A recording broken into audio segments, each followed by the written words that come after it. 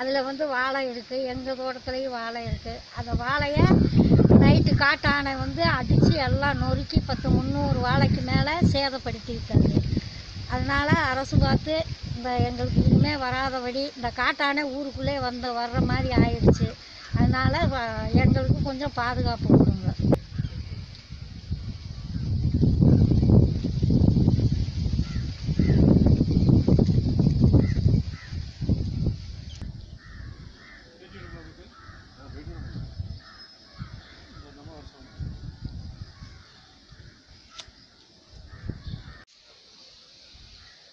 Silver height ചെയ്തത് മനസ്സിലായില്ല. അവരിതാ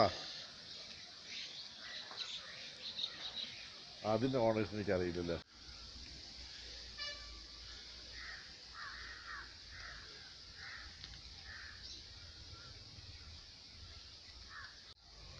மரக்கண்ணெல்லாம் பெருசாச்சு பாருங்க, மரக்கண்ணெல்லாம் பெருசாச்சு.